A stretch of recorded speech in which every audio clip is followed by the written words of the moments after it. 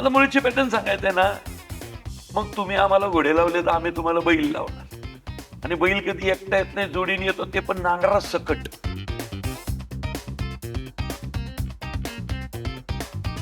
ते तरडे आमच्यातलं आहे. करेक्ट.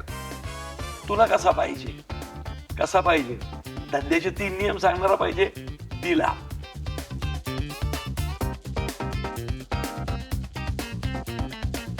ज्यावेळी तू हतबल होतो, तू हतबल होतोस, तू काहीच करू शकत नाहीस, समाजातला प्रत्येक घटक त्यावेळी फक्त एकाच गोष्टीशी भांडतो, ती म्हणजे देव.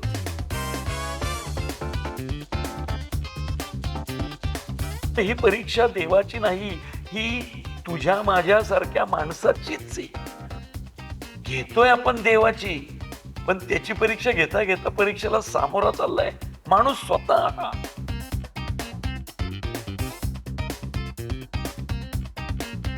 अगे नास्तिके, आजपर्यंत तुझ्यासारखे कित्येक रावण आणि कित्येक दुर्योधन पाहिलेत मी, देवाची परीक्षा पाहणारे. लिहून देते, कधी शेतकरी नसल पाहिला.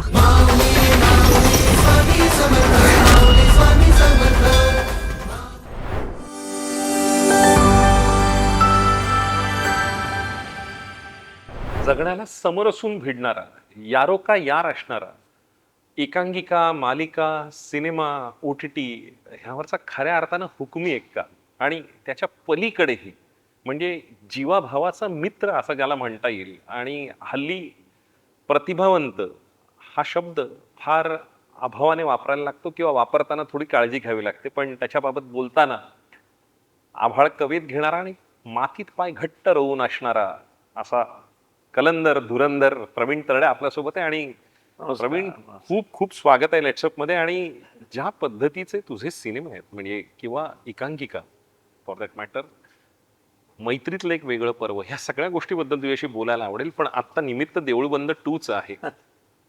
आता परीक्षा देवाची टायटल मध्येच इतकी वेगळ्या अर्थाने एक्सरेटिक विजन आहे आणि एक सिस्टीमवरचा घाव आहे, व्यक्तिगत घाव आहे, श्रद्धा अंधश्रद्धेवरचा काय नेमका आहे या सगळ्या?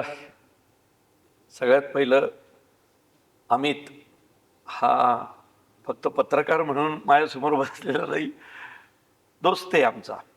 आणि मी आणि अमितनी असंख्य पुस्तकांवर गप्पा मारल्या आहेत, असंख्य कविता, असंख्य लेखक.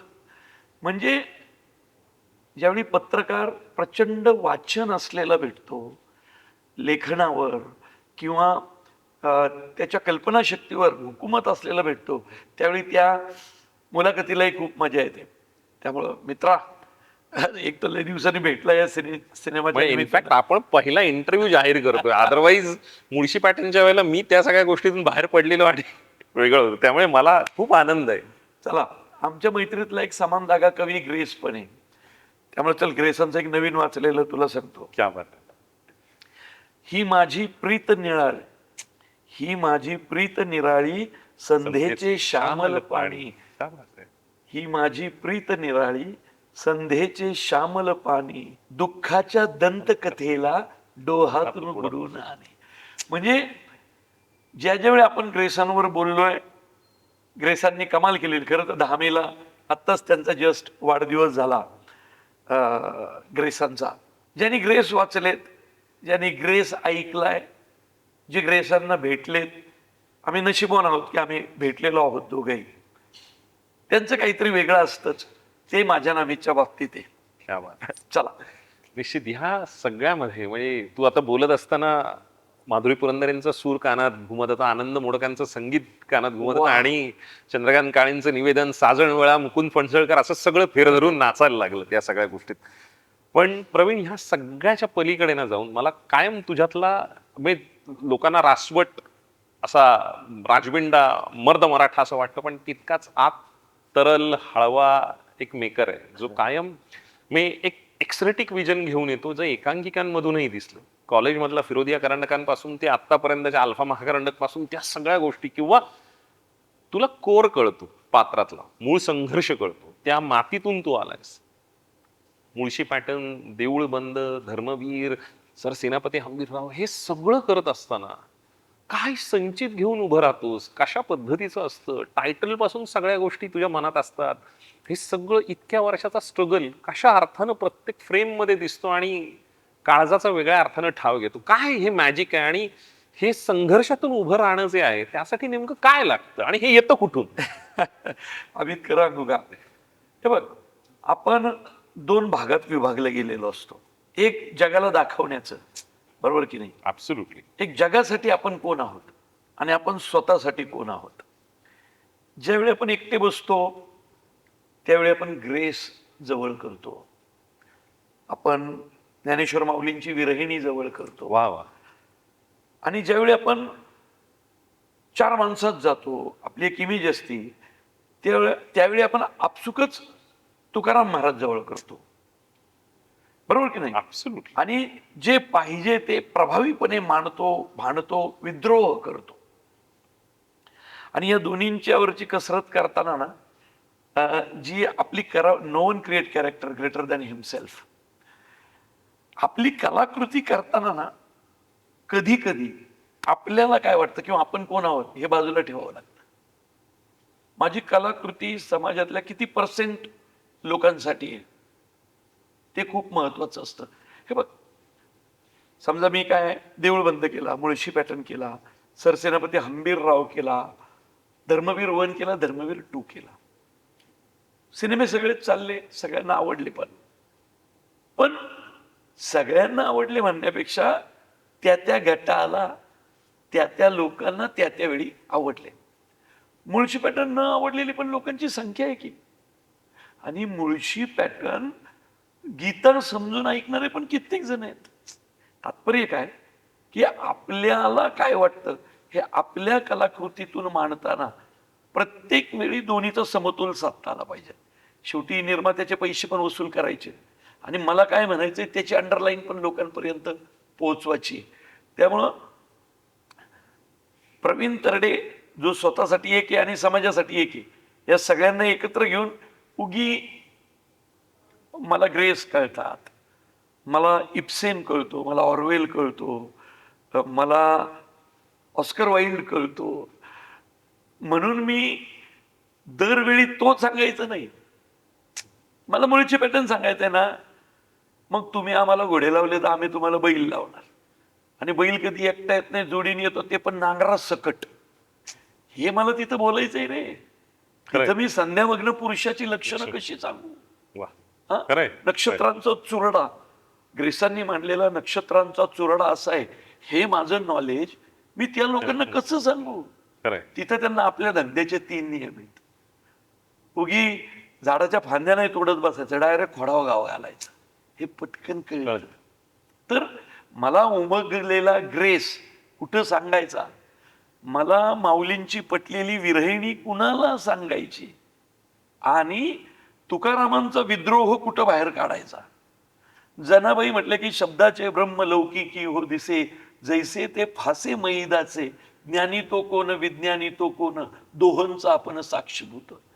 तर ज्ञान विज्ञानाच्या गप्पा करणारी बाई बहुजन समाजातली आपल्याकडे कधी होती? 12व्या शतकात, बरोबर की नाही? तर प्रत्येक मला माहिती आहे सगळंच, म्हणून मी ते माझ्या कुठल्या कलाकृतीत कसं बाहेर काढायचं. आता मी समाजासाठी कोण आहे? अरा खतरनाक. तर मला ती माझी इमेज पुढं नेलीच पाहिजे. मग तिथं माझा संत साहित्यातला अभ्यास आणि माझा म्हणजे मला जॉर्ज ऑरवेलचं ॲनिमल फार्म कसं आवडलं होतं, आणि त्यातली समाजाची चौकट आणि चे गवेराचं बंड, हे आपापल्या आणि काफका वगैरे इथं नाही काढायचा. तुम्हाला जे माहिती आहे ते त्या त्या वर्गाला सांगायचं. तरडे आमच्यातला आहे, करेक्ट. तुला कसा पाहिजे, कसा पाहिजे? धंद्याचे 3 नियम सांगणारा पाहिजे, दिला. तुला कसा पाहिजे? संत परंपरा सांगणार पाहिजे, संसाराच्या तापे तापलो मी देवा, करिता या सेवा कुटुंबाची, म्हणूनही तुझे आठवले पाय, ये गो माझी माय पांडुरंगे. हे सांगणारे तुकाराम सांगायच्या वेळी सांगू ना, पण भले तर देऊ त्यावेळी वेगळे तुकाराम. खरंय. त्यामुळं तू म्हटलं तसं की प्रवीण तरडेला काय माहितीये ते प्रवीण तरडेने कुठल्या टप्प्यावर सांगायचंय हे ठरलेलं आहे. आणि त्याचा निरक्षीर विवेक तो आहे, ही हा. सतसत विवेक बुद्धी फार मग महत्वाची. निरक्षीर विवेक ज्याला कळला किंवा कुठल्याही कलाकृतीतला सहज भाव ज्याला कळला तिथं आपण आपली बुद्धिमत्ता वापरायची. बाकी काही लोकांसाठी तो रानटी रासवटे आहे, काही लोकांसाठी ज्या आईला तो काय सांगतो आहे, जो जे वांछील तो ते लाभो, विषय संपला. टॅगलाईन खूप वेगळी आहे. तर परीक्षा देवाची ती धाडसी आहे, वेगळ्या अर्थानं अस्वस्थ करणारी आहे, अस्तित्ववादावरच्या वेगळ्या प्रश्नांना वाट देणारी आहे. कशा अर्थानं या सगळ्या हे बघ, कसं आहे, ज्यावेळी तू हतबल होतोस, तू काहीच करू शकत नाहीस, समाजातला प्रत्येक घटक त्यावेळी फक्त एकाच गोष्टीशी भांडतो, ती म्हणजे देव. कारण का, देव ही अशी गोष्ट आहे जिकडनं बाउन्स होणार नाहीये काही. तो माझा ऐकणार आहे. सिस्टीम, सरकार, मित्र, नातेवाईक, गणगोत, आप्त स्वकीय, ज्यावेळी कुणी तुमची दखल घेत नाही त्यावेळी एकच जागा असते, ती देव. कॉन्सेप्ट वेगळे असतील देवाच्या, बरोबर की नाही? खरंय. पण त्यावेळी भांडतो आपण त्याच्याशी. आणि म्हणून टॅगलाईन दिली की देऊळ बंद 2 आता परीक्षा देवाची. जे आस्तिक आहेत त्यांना वाटलं माझ्या देवाची परीक्षा, जे नास्तिक आहेत त्यांना वाटलं बरोबर आहे की. पण ज्यावेळी लोक सिनेमा पाहायला जातील त्यावेळी दर 20 मिनिटांनी त्यांचे सगळे बांधलेले इमले कोसळत जातील आणि गोष्ट पुढे जाईल. वा. म्हणून देऊळबंद 2 आता परीक्षा देवाची परीक्षा आहे का, तर आहे. यात समाज मनाचा आरसा म्हणून याकडे पाहता येईल आत्ताच्या घडीला असणारा व्यापक प्रश्न. कारण ट्रेलर पाहिल्यावर एका शब्दापाशी येऊन मी थांबलो आणि तो प्रश्न होता जो मनात हुंकाराचा उद्गार घेऊन उभा राहिला. तो शब्द होता शेतकरी. हे बघ, माझा प्रत्येक सिनेमा हा समाज मनाचा आरसाच असतो. खरंय. नाहीतर एवढ्या अडचणी मला आल्या नसत्या. कुठली तरी लव्ह स्टोरी केली, समजा मी काहीतरी एक नटी एक नटन काहीतरी केलं, मला प्रश्न येतील का रे आयुष्यात?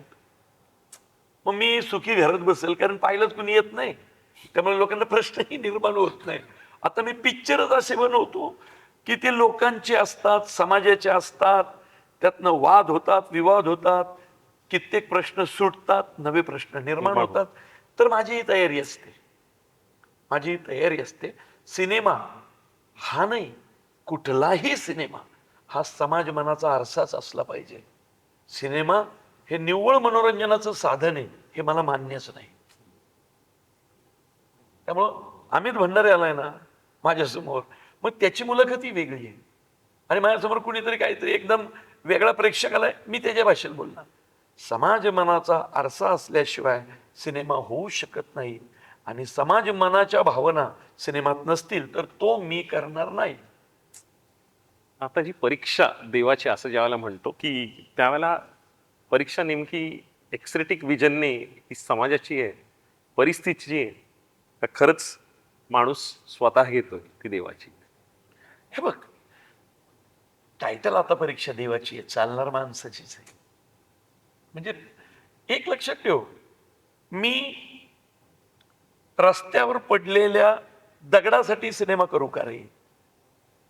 मी कुठल्या तरी रस्त्यावर उभ्या विजेच्या खांबासाठी सिनेमा करू का रे?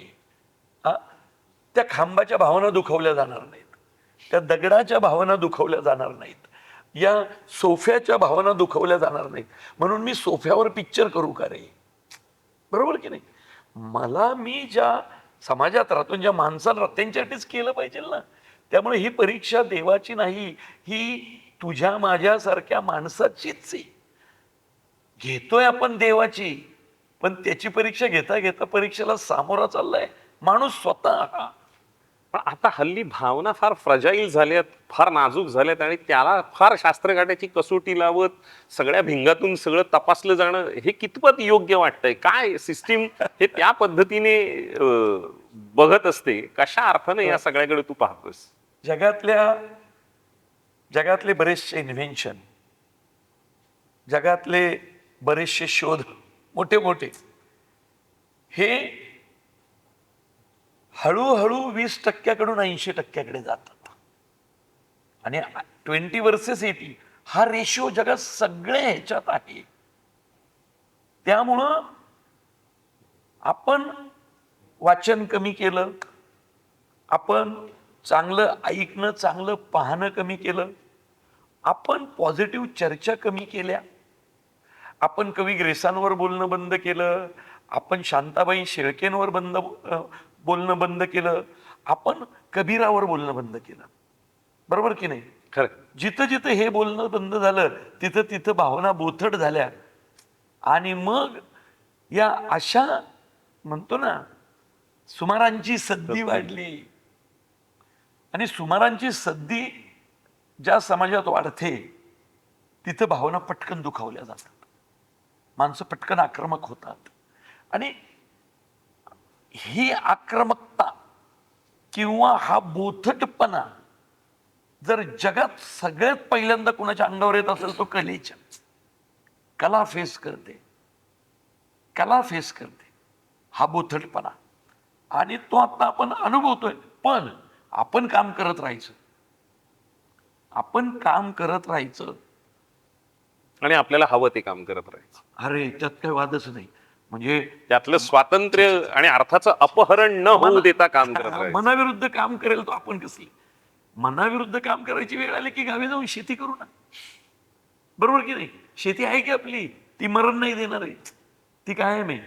त्यामुळं आपला ठाम विश्वास आहे बोथट झालेल्या समाजाला त्या सोशल मीडियावरच्या ट्रोलिंगमधून आपल्याला बाहेर काढायचंय.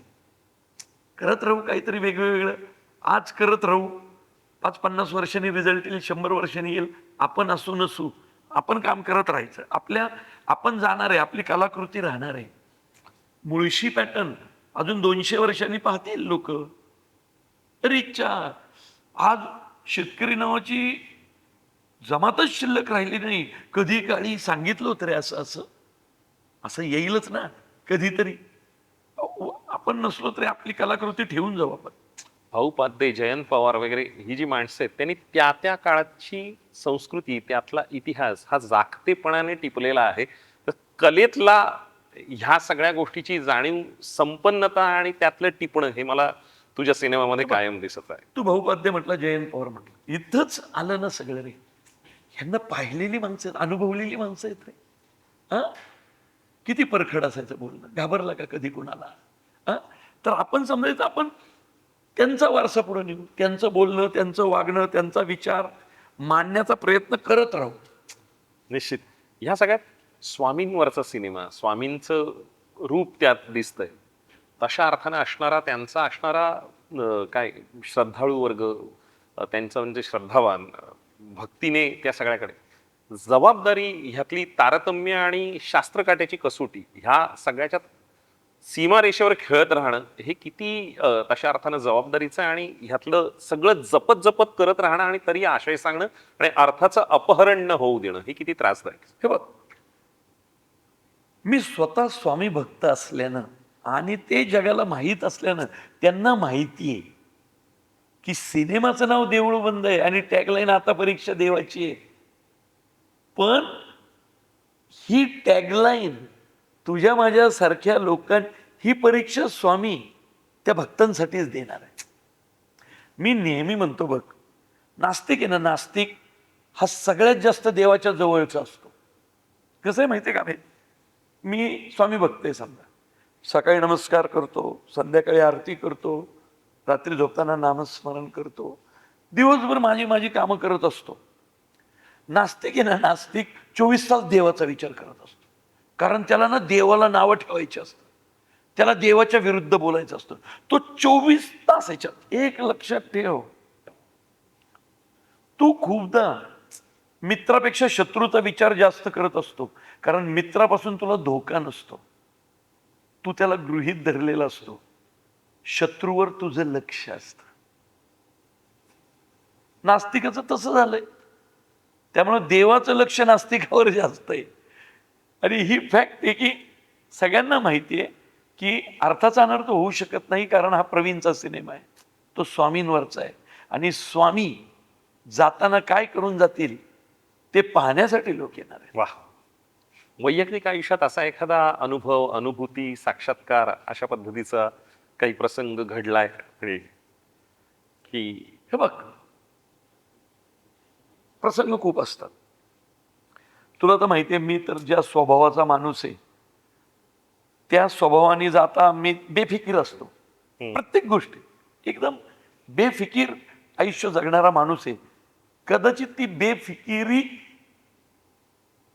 आपल्या पाठीमागं कुणीतरी आहे या भावनेत आली आहे, जे स्वामी आहेत.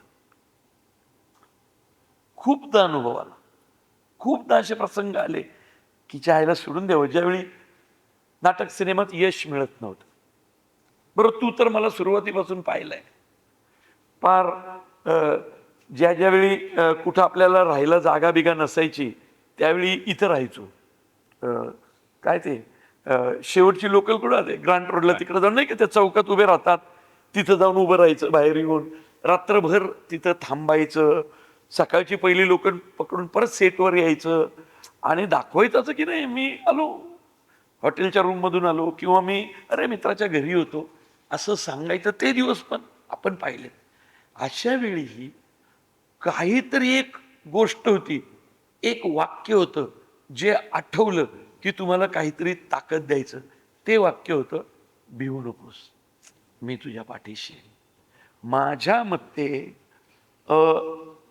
खूप ताकद देणारं एक सर्वश्रेष्ठ लाईन आहे, भिवू नकोस, मी तुझ्या पाठीशी आहे. देव न मानणारा नास्तिक जरी अडचणीत असेल आणि त्या नास्तिकाला जरी हे वाक्य डोळे मिटून आठवलं तर त्या नास्तिकालाही वाटेल मी चांगली कर्म करतोय, स्वामी माझं का वाईट करतील. इतकी ती ताकद आहे. देऊळ बंद खऱ्या अर्थानं मंदिर बंद होण्याबद्दलचं नाहीये, तर नेमकं काय बंद होत आहे आणि कुठली कवाडं खुली होत आहेत, काय कशाबद्दलचं हे सगळं आहे? बघ, मी सिनेमावाला नंतर आधी शेतकरी आहे, बरोबर. बरं काय नुसतं बोलणारा नाहीये शेतीबद्दल, तर गावी शेती पण करतो. दर पावसाळ्यात तू जाऊन तिकडे दर पावसाळ्यात करतो, उन्हाळ्यात आत्ता दाढी फिरून आलो. त्याच्यानंतर फार खुरपणी नांगरणीपासून आमचं सगळं शेतातच आयुष्य जातं. त्यामुळे दाखवण्यापुरतं नाहीये. बाबा आजही करतात. हा, आजही करतात. रक्तात शेती आहे. फेसबुकच्या फ्रंट पेजला कुठेही ते असतं ना, बघ तुम्ही कोण आहात, त्यात मी काही लेखक, दिग्दर्शक, नट असं काही टाकलेलं नाही. शेतकरी, फार्मर असं लिहिलेलं आहे. मी कधीच कुणाला म्हटलेलं नाही की मी नट आहे, लेखक आहे. मी शेतकरीच आहे, म्हणून माझा सिनेमा शेतीवरती असला. आणि या सिनेमात तर ते मी खूप टोकानी मांडले, वरवरचं काही नाही. हा अनकम्फर्टेबल क्वेश्चन सिस्टीमला विचारायला भाग पाडेल. हे बघ, सिस्टीमला तू कितीही प्रश्न विचार, सिस्टीम बदलतीये, लक्षात ठेव. बदलतीये का इव्हॉल्व्ह होते असं नाही, हे इव्हॉल्व होते नाही म्हणणार. बदलते म्हणजे चेंज. आज जाऊन उद्या, उद्या जाऊन परवा, परवा जाऊन तेरवा वेगळेच येत आहेत. हे बघ कसं आहे, आत्ता मुख्यमंत्री कोण आहे, त्याच्या आधी कोण होतं, त्याच्या आधी कोण होतं, त्याच्या आधी कोण होतं, 20 वर्ष मागं कोण होतं आठवेल का पटकन. 25 वर्ष, 35 वर्षापूर्वीचा मुख्यमंत्री सांगा. जेन झीला तर काय आठवायचं, पण जेन झीला माहितीच नाहीये कोण होता 25 वर्षापूर्वीचा मुख्यमंत्री. आणि जर ते त्यांना माहितीच नाहीये तर आपण किती वर्ष मागे जाऊन आजच्या परिस्थितीला जबाबदार नक्की कोणाला धरणार. सिस्टीमला प्रश्न विचारून काय उत्तर मिळणार, काय मिळाली आजपर्यंत, काय बदल झाले. आता शेतकऱ्यांनी प्रश्न स्वतःला विचारला. मी तुला काय म्हटलं, आता तुम्ही देवाला परीक्षेला बसवलंय ना, तुम्ही सरकारला परीक्षेला बसवलं का, तुम्ही प्रशासनाला परीक्षेला बसवलं का. तुमची श्रद्धा आणि धारणा जिथं आहे त्यालाच तुम्ही परीक्षेला बसवलाय. जोडले सगळेच जाणार. खरं. त्यामुळं सिस्टीमला प्रश्न विचारणं हे खूप सापेक्ष विधान आहे, ते खूप रिलेटिव्ह टर्म आहे. त्यामुळं आपण किती वेळा त्याच्याकडं वेगवेगळ्या अँगलने जरी पाहिलं तरी त्याची रूप वेगवेगळ्या वेळी वेगळी दिसणार आहेत. ठोस असं उत्तर नाहीये, तर्कावर आधारितच हा प्रश्न नाहीये, तिथं तर्क लावताच येत नाही. सिस्टीमला प्रश्न विचारला चल तर त्यातनं लॉजिकली उत्तर काय येणार आहे मला. त्यामुळे आता शेतकऱ्यांनी स्वतःलाच प्रश्न विचारला पाहिजे आणि शेतकऱ्यांनी स्वतःला सांगितलं पाहिजे, माझं या जगात कुणीही नाही, माझा मी आहे, अहम ब्रह्मास्मी. आणि त्यांनी जर तसं केलं, शेतकरी बघ करेक्ट सगळ्या प्रश्नांची उत्तरं मिळतील. OTT आणि आत्ताच्या घडीला ज्या पद्धतीचं कमर्शियल सिनेमांचं पेय फुटलंय, अशा काळात आशयघन सिनेमा करणं किंवा या पद्धतीचा सिनेमा करणं तशा अर्थानं एक धाडसी निर्णय आहे, पण ही कॅल्क्युलेटिव्ह रिस्क आहे का ह्या सगळ्यामध्ये वाटलं भिडलं केलं या पद्धतीने तशा अर्थाने धाडसी निर्णय नाही का वाटत? हे बघ, मुळशी पॅटर्न धाडसीच निर्णय होता की सुपरहिट पण झाला. धर्मवीर 1 म्हणजे तोपर्यंत महाराष्ट्रातल्या कुठल्याच राजकीय माणसावर आलेला सिनेमा चाललाच नव्हता. तुम्हाला उदाहरण दे की सुपरहिट झाली राजकीय माणसाची बायोपिक, कुठलंही सांग ना उदाहरण. सुपरहिट चाललेली आहे महाराष्ट्रात, कुठल्या तरी राजकीय व्यक्तिमत्वावर सिनेमा आला आणि तो सुपरहिट झालंय का? आनंद दिघेंवरचा झाला रे. आपल्याला कळलेले दिघे साहेब आपल्या पद्धतीनं जगासमोर आणणे हे मला महत्वाचं वाटलं त्यावेळी, आणि आले की आवडलं लोकांना, चालला सिनेमा. त्यामुळं कमर्शियल वगैरे असं काही नसतं. सिनेमा किती आवडतो हे असतं, आणि माझा सिनेमा आवडतो लोकांना. आणि ह्यातला बघ ना, ज्या दिवशी देऊळ बंद येईल लोकांना प्रचंड आवडणार आहे सिनेमा, नो डाऊट. ओव्हरऑल तू ज्या पद्धतीने सांगतोय, एकीकडे धार्मिक अधिष्ठान आहे, सामाजिकतेचं कोंदण आहे त्याला, आणि बोलताना तू ज्या पद्धतीने मांडतोयस त्याला एक तत्वज्ञान आहे. तशा अर्थानं नेमका सिनेमा हा धार्मिक, सामाजिक की तात्विक काय म्हणता येईल? हा सिनेमा सामाजिक आहे, कारण विषय समाजाचा आहे, प्रवीण तरडेचा नाहीये. म्हणजे दुबार पेरणी तिबार पेरणीवर उत्तर काढण्यासाठी कृषी केंद्रांमधून विकली जाणारी बियाणं ही बोगस नसावीत, ही एक साधी भावना आहे ना.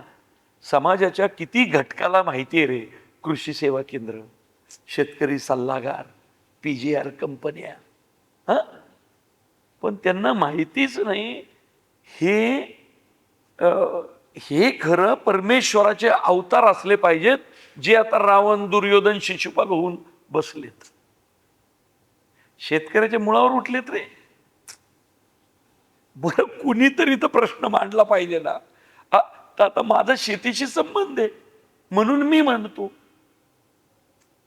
त्यामुळं हा सिनेमा कम्प्लीट सामाजिक आहे. थोडासा तीक्ष्ण वाटेल पण आहे. खऱ्या अर्थानं एक्सरेटिक विजन आहे असं आपल्याला म्हणता येईल या सगळ्या बाबतीत. महत्वाचे 2 कॅरेक्टर्स सगळ्या ह्याच्यात मी अगदी वेगवेगळे, सगळे अगदी प्रसाद पासून, मंगेश पासून, तुझेच सगळे लाडके दया, पिट्यापासून सगळी गँग आपली त्याच्यामध्ये दिसते. पण ह्या सगळ्यात स्नेहल आणि मोहनराव ही 2 व्यक्तिरेखा तशा अर्थाने उठून येतात. मोहनरावांचं आजारपणातून उठून आल्यानंतरच ह्या सगळ्या गोष्टी आणि स्नेहलचा असणारा एक बाणेदारपण, कशा अर्थानं हे सगळं तू जुळवून आणतेस?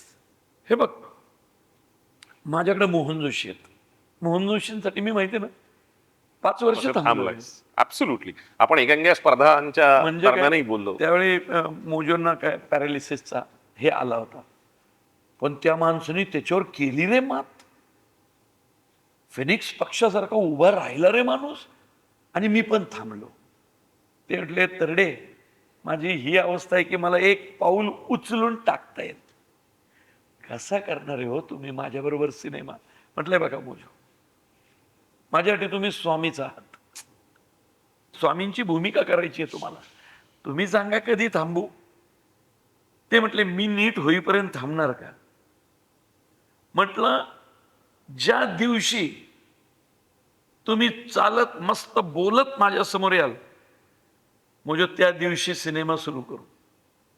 आणि मोहन जोशी आले. भले वर्ष गेली, 1.5, 2, 2.5 वर्ष गेली, पण मोहन जोशी आले. त्यांनी ही तयारी केली.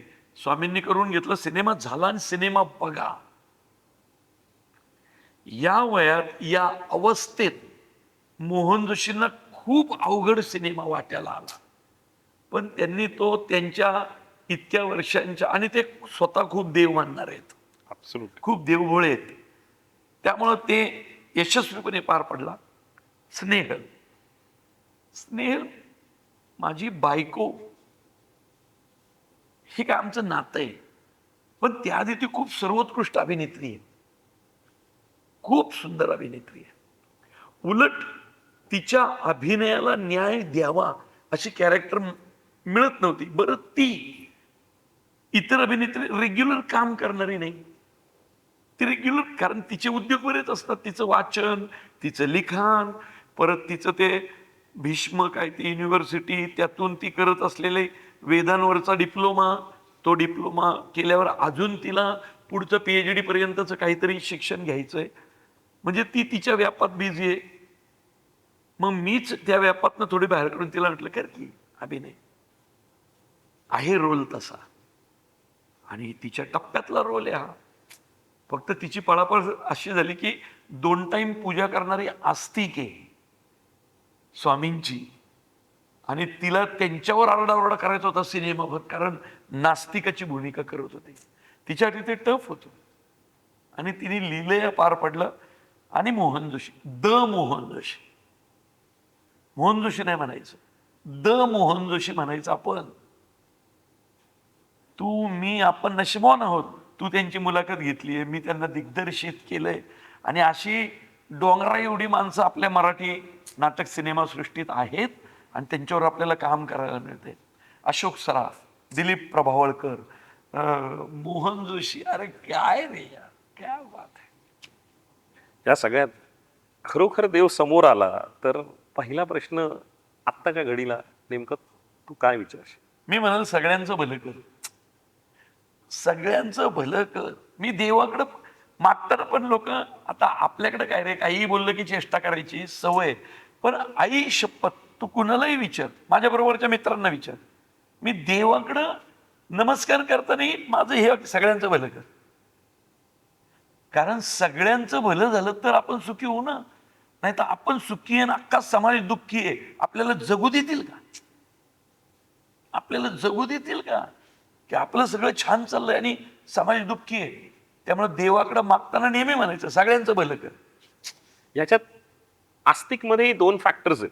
मी त्या सगळ्याकडे बघत असताना एक गॉड लव्हिंग कम्युनिटी आहे आणि एक गॉड फिअरिंग कम्युनिटी आहे. हा, त्या सगळ्याकडे तू कशा अर्थानं पाहतोस?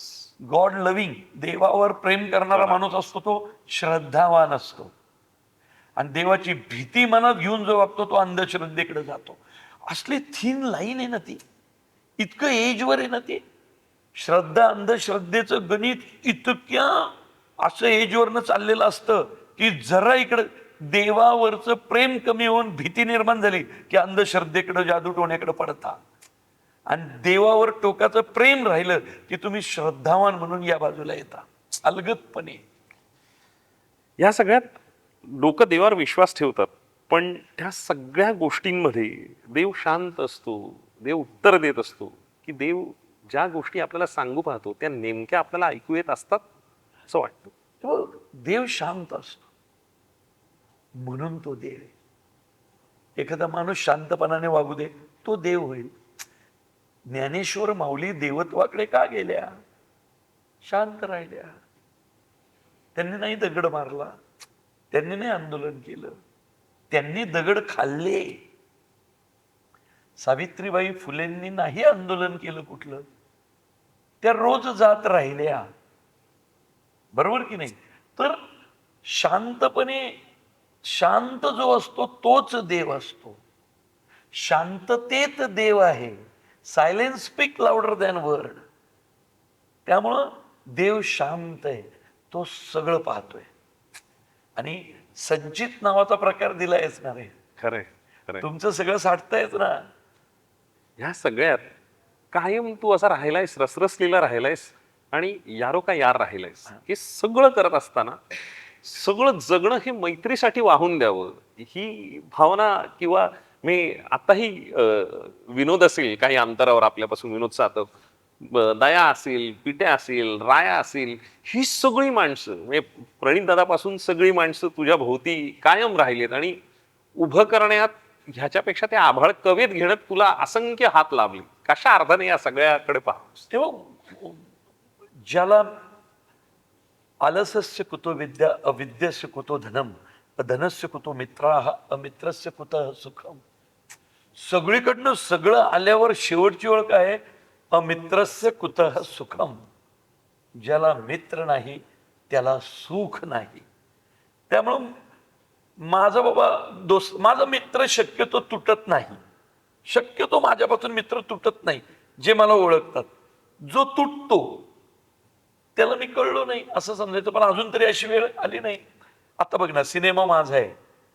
विनोद सातव दिल्लीमध्ये गृह मंत्रालयात काम करतो रे. गृह मंत्रालय असा भेल पट्टा आहे त्याच्या गळ्यात, ती रिबीन. तो विनोद सातव माझ्या मित्राचा सिनेमा येतोय म्हणून 25 दिवस झाले इथं तळ ठोकू नये. आत्ताही बाहेर असेल. काल सेन्सॉरला मी आत होतो, विनोद सातव 4 तास बाहेर बसला होता. आज विनोद सातव नाही म्हटलं तरी आपला मित्र, पण मोठं पोस्ट आहे त्याची. मुरलीधर मोहोळ कॅबिनेट मंत्री आहे रे, आणि तिकडनं मला फोन करतोय, झालं ना बाबा तुझं, झालं ना बाबा, चाललंय ना, हा होतोय ना सगळं, चौकशी करतो. पिट्या मी इथं बिझी आहे सेन्सॉर या गडबडीत, आणि पिट्या महाराष्ट्रभर पब्लिसिटी करतोय, फिरतोय. तुला माहिती आहे पिट्याचा रोल किती आहे सिनेमात? सगळं मिळून 1 मिनिटाचा नाही. सगळा मिळून 1 मिनिटाचा रोल नाहीये पिट्याचा, पण पिट्या दिवस रात्र फिरतोय पब्लिसिटीसाठी. ही मैत्री रे. केदार सोमन, काही झालं की केदार सोमन म्हणतो, काही झालं समजा, वाद झाले, विवाद झाले, कोर्ट झालं, हे झालं, केदार एवढंच म्हणतो, डोंट वरी, मी आहे ना, तू कुठे बोलायचं नाही, मी आहे ना.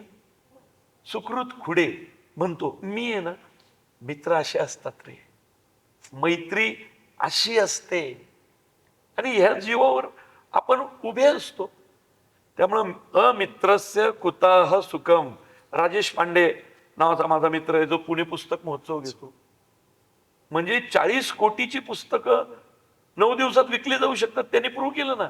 तुझ्या माझ्यासारखा आहे पुस्तकांवर प्रेम करणारा. तो आमचा राज देशमुख नावाचा आहे, जो मराठा आंदोलन ह्याच्यासाठी खूप काम करतो, त्या ह्याच्यासाठी काम करतो. दोस्त आहे माझा रे. डॉक्टर सुकुमार नावाचा दोस्त आहे, त्याच्या 11 पिढ्या आयुर्वेदात आहेत. आभाळा एवढी माणसं आहेत, पण मित्र आहेत. मोठमोठी हे विशाल गोखले किती मोठा बिल्डर आहे माहितीये का पुण्यातला तुला? पण 10 खोलीतनं बिल्डर झालाय. आजही आम्हाला, आमच्याशी तो तसंच वागतो. भले तो येत असेल 5 कोटीच्या गाडीतनं, पण जर मित्र रस्त्यात असलं तर ते गाडीतनं खाली उतरून मिठी मारायला येतो. मैत्री अशी असते. श्रीपाद चव्हाण, महेश अगवणे पाटील, अभिजित भोसले, किरण दगडे पाटील, अरे बाप रे, मी बघ ना कितीही नावं घेऊ शकतो. डॉक्टर प्रसाद बिवरे कोण आहे माहिती का तुला? मणिपाल हॉस्पिटलचा हार्टचा सगळ्यात मोठा स्पेशलिस्ट, ज्यांनी माझ्या पिक्चरची गाणी लिहिली. एकदा असेच गुणगुणत होते ते काहीतरी, आईला म्हटलं काय छान, कुणाच आहे? ते म्हटले माझं आहे. मी गेलतो त्यांच्याकडे ट्रीटमेंटला, म्हटलं माझं आहे म्हणजे मी लिहितो स्वतःसाठी. अहो डॉक्टर काय बोलताय म्हटलं तुम्ही? हा रे, मी हार्ट सर्जन असलो तरी कविता माझं हे. म्हटलं लिहिणार का गाणं? म्हटलं मी नाही लिहिलं सिनेमासाठी. अहो म्हटलं आपण दोस्तांसाठी सिनेमा बनवतो, लिहिणार का सांगा? अरे लिहू की. धर्मवीर मधलं जे सगळ्यात फेमस पोवाडा आहे आनंद दिघे साहेबांचा, तो त्यांनी लिहिलाय. हो. फुलवंती सिनेमा पाहिला, अशी ही मदन मंजिरी, त्यांनी लिहिलंय. त्याच्यानंतर देऊळ बंद 2, शेतकऱ्यांसाठी गीता समजून ऐकतील असं शेतकऱ्यांचं गाणं, स्वामींच्या आरती, त्यांनी लिहिली आहे. तुम्ही जे आता घेताय ऐकताय धाव घे, त्यांनी लिहिलंय. वा. तर मित्र असे असतात जे मैत्रीच्या पलीकडे जाऊन स्वतःच एक जग निर्माण करतात. मित्राशिवाय आयुष्य नाही. मैत्रीशिवाय दीपक मानकर नावाचे नगरसेवक आहेत पुण्यात, उपमहापौर पुण्याचे, माझे मित्र आहेत. मैत्रीसारखी मी त्यांना हाक मारतो, मित्रासारखी हाक मारतो. वसंत लिमये, दीपक करंजीकर मित्र आहेत रे, मोठी नाव आहेत रे. ऍब्सोल्युटली. भारतातली केदार जाधव एवढा मोठा क्रिकेटर आहे, इंडियन प्लेयर रे, दोस्त आहे माझा, माझे शेजारी राहतो, स्वामी भक्त आहे. तात्पर्य काय, तर मैत्री ही सर्वसमावेशक असते. पुनीत बालन केवढा मोठा माणूस आहे, अडचण आली, काय रे प्रवीण काय, अरे नाही ते मुळशी पॅटर्न टाक, पुनीत बालन, अभिजित भोसले, किरण दगडे पटेल टाक, घे पैसे जा. कैलास वाणी देऊळबंदचे निर्माते आहेत, पण मित्र आहेत त्या आधी, जवळचे मित्र आहेत. मित्रांशिवाय आयुष्य नाही. वा, ही खरी श्रीमंती आहे. रॅपिड फायर राऊंड, शेवटचा टप्पा. देव की विज्ञान? देव. श्रद्धा की प्रश्न? श्रद्धा. मंदिर की मन? मन. चमत्कार की मेहनत? मेहनत ऑफकोर्स. भीती की विश्वास? फक्त विश्वास. एका शब्दात स्वामी समर्थ? भिवू नकोस, मी तुझ्या पाठीशी आहे. एका शब्दात देऊळ बंद? शेतकरी, शेतकऱ्यांचं हित. तुमच्या आयुष्यातील बिगेस्ट मिरॅकल? स्नेहल तरडे. सगळ्यात जास्त काय करतोस, प्रार्थना की संघर्ष? संघर्ष, पर्याय नाही. आता या क्षणाला देव भेटला, तक्रार करशील, काही मागशील की आभार मानशील? ते धन्यवाद. सगळ्यांना सुखी ठेव. सर्वात जास्त परीक्षा कोणाची सुरू आहे, देवाची की माणसाची? माणसाची ऑफकोर्स. थिएटरमध्ये प्रेक्षकांनी रडावं, विचार करावं, घाबरावं, काय करावं? फक्त विचार करायचा पाहताना.